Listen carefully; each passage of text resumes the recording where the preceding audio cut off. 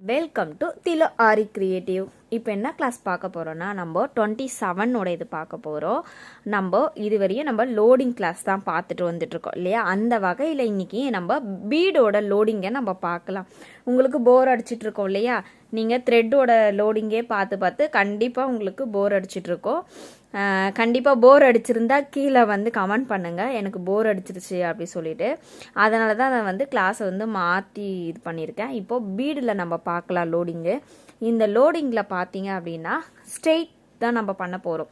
இந்த பீடில் வந்து ஸ்ட்ரெயிட் பண்ணலாம், க்ராஸ் பண்ணலாம்.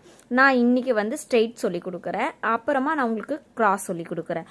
ஸ்ட்ரெயிட் வந்து ரொம்ப ஈஸி, க்ராஸ் வந்து கொஞ்சம் டஃப்பாக தான் இருக்கும் இல்லையா? நம்மளுக்கு வந்து க்ராஸ் கொண்டு வரணும் பீடு. அதனால் இப்போ வந்து ஸ்ட்ரெயிட் வந்து பார்க்கலாம். இப்போ நான் ஸ்ட்ரெயிட் பண்ணுறதுக்கு நான் பேசிக்காக கற்றுக்குற ஃபஸ்ட் டைம் கற்றுக்குறவங்களுக்கு ஒரு பாக்ஸ் போட்டுக்கோங்க. அது உள்ளே வந்து க்ளூ பேஸ்ட் பண்ணிவிட்டு அது மேலே வந்து பைப்பிங் த்ரெட்டை வந்து வச்சுக்கோங்க. அதுக்கு ட்ரை ஆகிட்ட பிறகு மேலே ஜிக்ஸாக் போட்டு எடுத்துக்கோங்க. நம்மளோட பைப்பிங் த்ரெட் வந்து பஃப்னஸ் வந்து குறையக்கூடாது. இங்கே பாருங்கள், பஃப்னஸ் வந்து அப்படியே தான் இருக்கணும். ஓகேவா? இந்த மாதிரி பஃப்னஸ் இல்லாமல் நீங்கள் பண்ணாதீங்க, பஃப்னஸோடு வச்சுக்கோங்க. இப்போ நம்ம இதை பண்ணுறதுக்கு முன்னாடி இப்போ இங்கே பாருங்கள், நம்ம எப்பவுமே ஸ்ட்ரெயிட்டிங் வந்து எப்படி வந்து ஸ்டார்ட் பண்ணுவோமோ அதே மாதிரி இப்போ த்ரெட் எடுத்துக்கோங்க. நான் வந்து நம்ம பீடு யூஸ் பண்ணுறனால பீடுக்கு தேவையான த்ரெட் எடுத்திருக்கேன். ஃபஸ்ட்டு மேலே கீழே ஒரு லாக் போட்டுக்கலாம். இப்போது நம்ம லாக் போட்டாச்சு. இப்போது என்ன பண்ணணும் அப்படின்னு பார்த்தீங்க அப்படின்னா, நம்ம சுகர் பீடு தானே எடுக்கிறோம். அந்த சுகர் பீடில் வந்து நீங்கள் நார்மலாக எப்படி கோத்துப்பீங்களோ அதே மாதிரி நீரில் லோட் பண்ணி எடுத்துக்கோங்க. எடுத்துகிட்ட பிறகு நம்ம எப்படி போடணும் அப்படின்றத நான் உங்களுக்கு சொல்லிடுறேன். ரொம்ப ஈஸியாக இருக்கும். ரொம்ப ஒரு பிரைடல் லுக்கு இருக்கிற மாதிரி தான் நம்மளோட இந்த லோடிங்கே. இப்போ இங்கே பாருங்கள், இந்த மாதிரி இப்போது நான் வந்து என் கையில் வந்து 5 பீடு எடுத்திருக்கேன் இல்லையா? 5 பீடு. இப்போது இந்த மாதிரி நீங்கள் வச்சு பார்த்தீங்க அப்படின்னா உங்களோட பைப்பிங் த்ரெட் வந்து ஃபுல் அண்ட் ஃபுல் கவர் ஆகணும். இந்த மாதிரி கவர் ஆச்சு அப்படின்னா உங்களுக்கு 5 பீட்ஸே போகணும். இல்லை உங்களுக்கு கவர் ஆகலை அப்படின்னா நீங்கள் எக்ஸ்ட்ரா பீடு எடுக்கணும். இல்லை எக்ஸ்ட்ரா தாண்டி போகுது அப்படின்னா ஒரு பீடை கம்மி பண்ணிக்கோங்க. நீங்கள் எடுக்கிற பைப்பிங் த்ரெட்டோட அளவுக்கு பொறுத்து தான் நம்ம என்ன பண்ண போகிறோம், பீடை எடுக்கிறோமே. அந்த மாதிரி நீங்கள் பீடு வந்து பார்த்து நீங்கள் கரெக்டாக பீடை வந்து எடுத்துக்கோங்க. அப்புறம் பார்த்தீங்க அப்படின்னா இந்த அளவு இருக்குது பார்த்தீங்களா? ஃபஸ்ட்டு ஸ்டெப்பில் எடுத்துகிட்ட பிறகு இந்த அளவுக்கு ஏற்ற மாதிரி நம்ம கரெக்டாக பண்ணியாச்சு. இது வந்து ஃபஸ்ட்டு ஸ்டெப்பு. செகண்டு வந்து என்ன பண்ணணும்னா, நம்ம லோடிங்கில் பார்த்தீங்கன்னா மேலேருந்து எடுத்துகிட்டு வந்துட்டு கீழே அப்படியே மேலே கீழே மேலே கீழே இது வந்து த்ரெட் ஒர்க்லாம் பண்ணியிருந்தோம். ஆனால் பீடு ஒர்க்கில் இப்போ மேலேருந்து வந்தாச்சா, இப்போ என்ன பண்ணணும், கீழேருந்து பீடை தானே நம்ம மேலே கோத்துட்டு போவோம். அதை பண்ணக்கூடாது. மேலே இந்த த்ரெட்டு மட்டும்தான் எம்டியாக போகணும். ஓகேவா? இது கவனிக்க வேண்டிய மெத்தடு. த்ரெட்டு மட்டும்தான் எம்டியாக போகணும். மேலேருந்து கீழே வரும்போது லோட் பண்ணி கொண்டு வரலாம். இல்லைனா நீங்கள் கீழேருந்து மேலே மட்டும் லோட் பண்ணலாம். மேலேருந்து கீழே வரத்துக்காக நீங்கள் என்ன பண்ணிக்கலாம், எம்டியாக கொண்டு வந்துக்கலாம். உங்களுக்கு எந்த சைடு வந்து ஈஸியாக இருக்குமோ அதுக்கேற்ற மாதிரி நீங்கள் என்ன பண்ணிக்கோங்க, கரெக்டாக எடுத்துகிட்டு வந்துக்கோங்க. இப்போ நான் மேலேருந்து கீழே தானே லோட் பண்ணிகிட்ருக்கேன். அதனால் நான் அதே மெத்தட்லேயே நான் என்ன பண்ணிக்கிறேன், நான் எடுத்துக்கிறேன். மறுபடியும் த்ரெட் என்ன பண்ணுது, எம்டியாக மேலே போகுது இல்லையா? எம்டியாக போயிட்டு இப்போ மேலேருந்து என்ன பண்ண போகுது, லோட் பண்ணி கொண்டு வர போகுது. இவ்வளோதான். இதில் இந்த லோடிங் மெத்தடில் பீடோ கட் பீடோ ஜர்தோசியோ என்ன நம்ம வந்து லோட் பண்ணிக்கிறோமோ அதை வந்து இந்த மெத்தடில் தான் கொண்டு வரணும். நீங்கள் யாருமே வந்து மேலே கீழே வந்து நீங்கள் கொண்டு வர வேண்டாம். இந்த மெத்தட்லேயே நீங்கள் கொண்டு வந்தீங்கன்னா உங்களுக்கு இமேஜ் பார்க்கறதுக்கு அழகாக இருக்கும், நீட்டாகவும் இருக்கும். உங்களுக்கு நீங்கள் கீழேயும் மேலேயும் கொண்டு போனீங்க அப்படின்னா நீங்கள் அந்த லோடிங்கை வந்து கரெக்டாக கொண்டு வர மாட்டீங்க. ஒன்று வந்து நம்மளுக்கு சேஞ்ச் ஆகி வரும், அட்ஜஸ்ட்மெண்ட் இல்லாமல் இருக்கும். அதனால் நான் சொல்கிற மாதிரியே நீங்கள் பண்ணிக்கோங்க. எம்டி வந்து ஏதாவது ஒரு சைடு நீங்கள் வந்து எடுத்துக்கோங்க. மேல் சைடு எம்டி எடுத்துக்கலாம், இல்லை கீழ் சைடு எம்டி எடுத்துக்கலாம். நீங்கள் எந்த சைடு வேணுமோ எம்டி எடுத்துக்கோங்க. நான் வந்து எம்டி வந்து நான் கீழே எடுத்திருக்கேன், எனக்கு லோடிங் வந்து நான் மேலே எடுத்திருக்கேன் இல்லையா? அதே மாதிரி நீங்கள் பார்த்து அதை எடுத்துக்கோங்க. அப்புறம் பார்த்தீங்க அப்படின்னா இதுலேயே 2 மெத்தட் இருக்குது. நான் வந்து லோடிங் கிளாஸில் உங்களுக்கு சொல்லியிருப்பேன், 2 மெத்தடில் பண்ணலாம். ஒன்று வந்து பாக்ஸு போட்டு நான் உங்களுக்கு சொல்லி கொடுத்துருக்கேன் இல்லையா? இன்னும் ஒன்று வந்து பாக்ஸ் இல்லாமல் நான் என்ன சொல்லியிருப்பேன், அப்படியே எப்படி பைப்பிங் த்ரெட்டை பேஸ்ட் பண்ணிவிட்டு நம்ம அப்படியே எப்படி கொண்டு வரது அப்படின்னு சொல்லியிருப்பேன். ஏன்னா நம்ம ப்ளவுஸ்லலாம் பார்த்தீங்கன்னா பாக்ஸ் போட்டால் நம்ம உட்காந்து பண்ணிகிட்டு இருப்போம், லேயருங்களில் பண்ண முடியாது இல்லையா. அதனால் பைப்பிங் த்ரெட்டை அப்படியே நம்ம வந்து போட கற்றுக்கணும் அப்படின்னு சொல்லி நான் சொல்லியிருக்கேன். அந்த வகையில் யார் யாரெல்லாம் கற்றுக்கிட்டீங்க, அது கொஞ்சம் ஈஸியாக இருந்துச்சோ அவங்களும் கீழே கமெண்ட் பண்ணுங்கள்.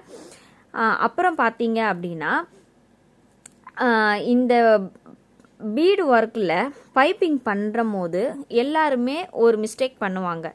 என்ன பண்ணுவாங்க அப்படின்னு பார்த்தீங்கன்னா, இந்த மாதிரி பீடை வந்து ஈவனாக இருக்கிற பீடை கொண்டு வர மாட்டாங்க. என்ன பண்ணுவாங்கன்னா, பீடு வந்து ஒரு பீடு சின்னது, ஒரு பீடு பெருசு, அந்த மாதிரி இருக்கிற பீடாக வந்து என்ன பண்ணுவாங்க, லோட் பண்ணிடுவாங்க. அந்த மிஸ்டேக்கை யாரும் பண்ணக்கூடாது. ஏன்னா இந்த லோடிங்கில் வந்து கரெக்டாக ஈவனாக பீடுங்க இருந்தால் மட்டும்தான் நம்மளுக்கு பார்க்கறதுக்கு அழகாக இருக்கும். இப்போ நான் உங்களுக்கு எக்ஸாம்பிளுக்கு நான் கொஞ்சம் பீடு எடுத்து நான் சொல்கிறேன், எந்த மாதிரி பீடெல்லாம் வந்து ரொம்ப மெலிசாக இருக்கும் அப்படின்னு சொல்லிட்டு. இப்போ பாருங்கள், நான் வந்து பீடு எடுத்திருக்கேன். இப்போது உங்களுக்கு தெரியுதான்னு பாருங்கள். இந்த பீடு வந்து பார்க்கறதுக்கு எப்படி இருக்குது இருங்க. இந்த பீடு பார்க்கறதுக்கு ஒன்று குண்டா நல்லா பெருசாக இருக்குது இல்லையா, இன்னொன்று எப்படி இருக்குது, மெலிசாக இருக்குது இல்லையா. இப்போது இந்த பீடோட நம்ம சேர்த்து இந்த இடத்துல லோட் பண்ணோம் அப்படின்னா நம்மளுக்கு அந்த இடத்துல என்ன ஆகும் அப்படின்னா கொஞ்சம் ஸ்பேஸ் கிடைக்கும். என்ன யோசிப்போம், அடுத்த பீடை வந்து அந்த இடத்துல சேர்க்கலாமா அப்படின்றத நம்ம யோசிப்போம் இல்லையா.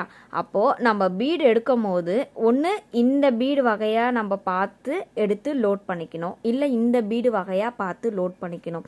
ரெண்டுமே மிக்சடாக போடக்கூடாது. இதை மண்டை எல்லாருமே மைண்டில் ஏற்றிக்கோங்க.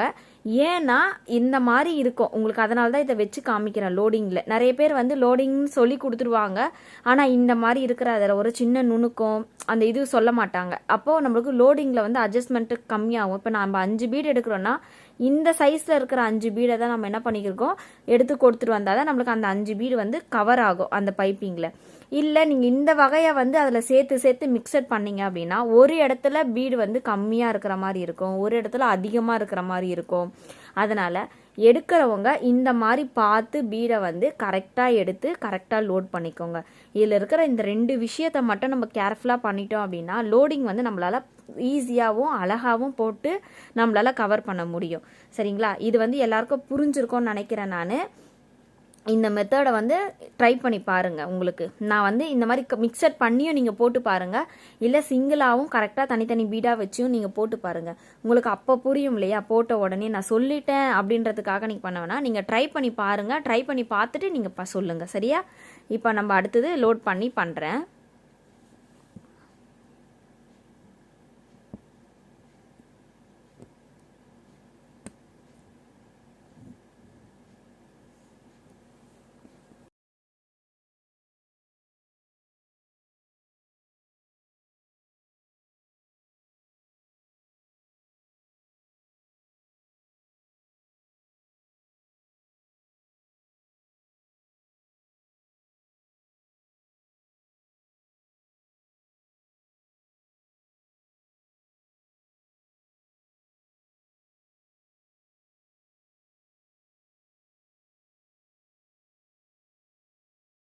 நான் வந்து லோட் பண்ணி ஃபினிஷிங் ஸ்டேஜில் வந்தாச்சு.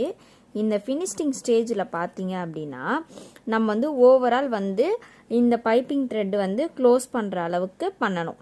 ஓகேவா, இப்போது இந்த மாதிரி க்ளோஸ் பண்ணிவிட்டு நம்ம லாக் போட்டு ஃபினிஷ் பண்ணி எடுத்துக்கணும். பைப்பிங் த்ரெட்டை வந்து தெரியாத அளவுக்கு தான் நீங்கள் க்ளோஸ் பண்ணிக்கணும். இதில் அது தெரிகிற மாதிரி இருந்துச்சு அப்படின்னா நீங்கள் அது இன்னமும் பீடை சேர்த்து நீங்கள் என்ன பண்ணிக்கலாம், லாஸ்ட்டு க்ளோஸிங்கை கொண்டு போயிட்டு ஃபினிஷ் பண்ணிக்கலாம். இப்போ இங்கே பாருங்கள் நான் வந்து இப்போது லோடிங்கை வந்து ஃபுல்லாக ஃபினிஷ் பண்ணி காமிச்சிருக்கேன்.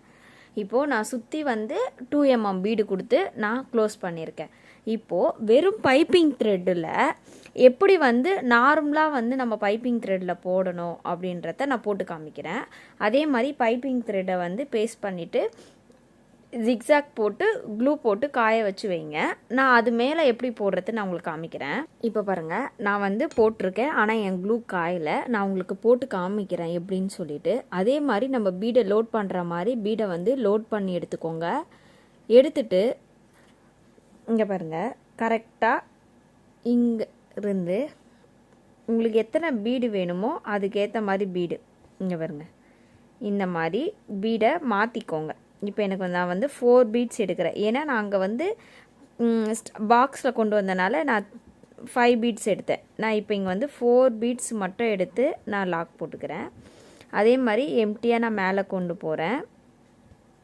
கொண்டு போய் ஸ்டிச் போட்டு மறுபடியும் என்ன பண்ணுறேன், மறுபடியும் 4 பீட்ஸ் எடுத்துக்கிறேன். நீங்கள் இதை கற்றுக்கிட்ட பிறகு இந்த மெத்தடை போட்டு பாருங்கள். ஏன்னா நம்ம ப்ளவுஸில் வந்து பாக்ஸ் போட்டு போட போகிறது கிடையாது.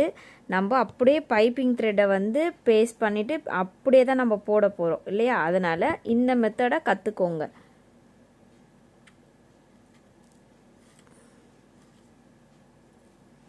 இங்கே பாருங்க, அதோட இது அழகாக இருக்கும் பார்க்கறதுக்கு. கரெக்டாக அந்த பைப்பிங் த்ரெட்டோட இதிலே குத்தி எடுத்தீங்கனாலே போதும். தள்ளி குத்தணுன்றது தேவை கிடையாது. அங்கேயே அந்த கார்னர்லேயே குத்தி எடுங்க.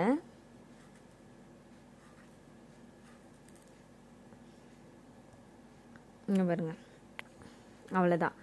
இந்த மாதிரி நீங்கள் குத்தி எடுத்தீங்க அப்படின்னா இது பஃப்னஸ் வந்து நல்லா கொடுக்கும். நம்ம மேலே பார்த்தோம் இல்லையா, அது வந்து பாக்ஸ் ஷேப்புக்கு நம்ம கொடுத்தோம். பாக்ஸில் எடுத்துகிட்டு வந்து லைன் குத்தி எடுத்தோமா, இங்கே வந்து இங்கே குத்துவோம், அதோட பார்த்தா இங்கே குத்துவோம் இல்லையா? இந்த மாதிரி நீங்கள் குத்தி எடுத்தீங்க அப்படின்னா உங்களுக்கு அழகாக இருக்கும், பார்க்கறதுக்கு நீட்டாகவும் இருக்கும். இந்த மெத்தடை மட்டும் நீங்கள் மிஸ் பண்ணாமல் ட்ரை பண்ணி பார்த்துருங்க.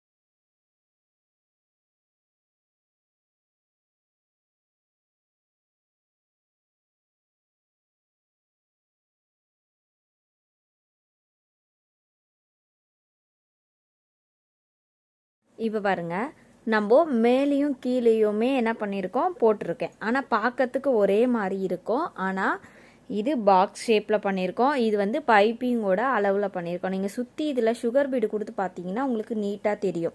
சரிங்களா? இதை நல்லா ட்ரை பண்ணி பாருங்கள். இது எல்லாருக்கும் பிடிக்கும்னு நினைக்கிறேன். லோடிங் ஸ்டிச்சு நம்ம நார்மலாக த்ரெட் ஒர்க் வராதவங்க கூட பீடில் வந்து ஏர்ன் பண்ணலாம். அந்த வகையில் இதுவும் நம்மளுக்கு ஒரு ஸ்டிச்சஸ் தான். இது எல்லாரும் ட்ரை பண்ணி பாருங்கள். இந்த கிளாஸ் பிடிச்சிருந்தா லைக் பண்ணுங்கள், கீழே கமெண்ட் பண்ணுங்கள். ஓகே, பாய்.